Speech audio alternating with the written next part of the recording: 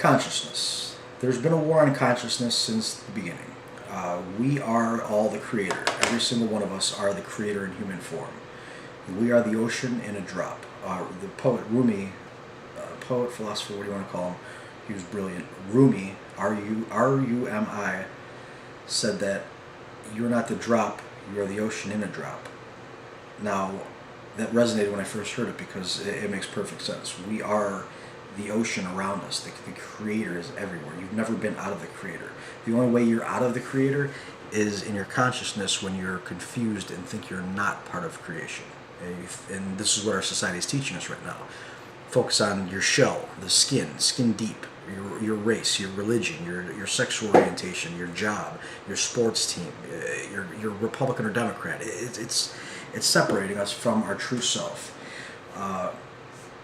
That being said, the whole point of it was to bring us down in consciousness so we're not aware of our divine, true capabilities.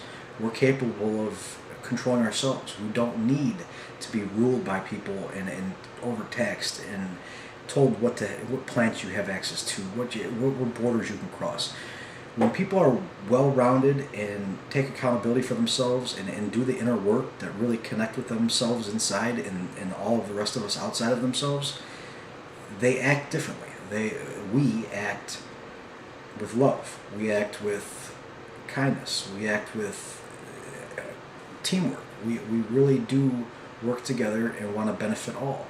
So basically you want to stop focusing on the outside or the drop, the wrapper around you. I made a recent post about fulgurites. Fulgurites are when lightning strikes sand or dirt, and it literally had so much energy to that area that it'll vibrate into a hard shell and solidify the sand or stone, dirt, whatever it may be it hit. Now, human beings remind me of fulgurites. You are the energy in this body. You are the soul in this body. You are what makes this energy in this body go. You're not the body. You're not the skin that's wrapped on top of you. You're not the bones. You're gonna leave this. You know, we're here for a short while. So we'll say right now, average for 100 years. Once you leave that body, you're gonna leave behind a fulgurite. Pretty much, it's a shell. And that energy, that essence, that you, which is me and everybody else, because we're all one, is going to leave and go elsewhere and come back in somewhere else.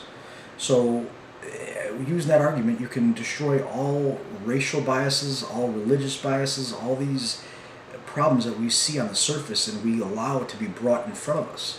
We're not, you're not, I'm not saying it's a bad thing to focus on your race or religion and be proud of it. That's not what I'm saying. But what I am saying is not to focus on it and say this one's better than this one or that one's better than these guys. They're not. Religions especially, from what I found, they all have a common root. They all speak of that common core, that essence that you and I are. We are that energy inside. We're not this shell. And then just like in our society now, it's been manipulated, the religions and the books, and they've been wrapped up with human control forms.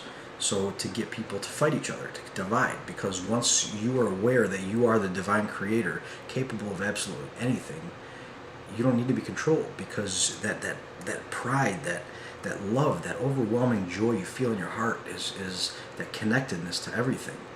It just makes all those feelings go away. You don't want to fight. You don't want to argue with people. We want to work together and achieve beautiful things. I mean, we're going to be thriving in a very short period because so many people are waking up right now. It's exciting because the changes are taking place right now. We've been polluting our environment and our diet for far too long, and we've been confused. We didn't know what was really going on behind the scenes. We all thought, well, these guys know what they're talking about, let's listen to them. Or those guys know better, let's listen to them. The answers are inside you. Take accountability for yourself, rise up, find your own center, and live that way through your heart. And another I'll make another video about this later, but ancient tribes talk about, well, even indigenous tribes nowadays, we have three brains: your stomach, your heart, and your mind. So you want to feel with your gut instinct first if it's right, process it through your heart with love, and then act with your mind. Our society flipped that upside down, removed the first two, and says, all right, think about things and then act. which gives us this shallow, surfacey, me type of mentality that we see around us right now.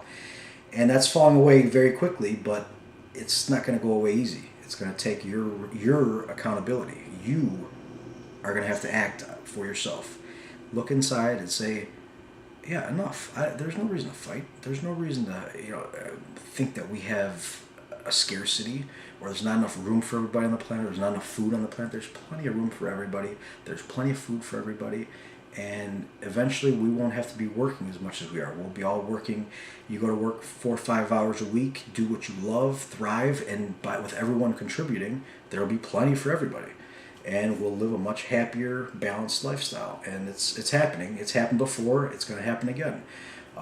Like I say all the time, the universe moves in cycles. Everything is up and down, ebb and flow, in and out, yin and yang. So we're on the upswing right now. We're coming out of some dark, I don't want to say dark ages, but we're wrapped in the drop. So we've been confused and buying into the illusion that we're a drop instead of the entire ocean.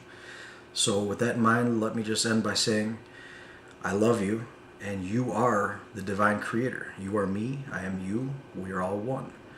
And I'll see you on the next video. Thank you.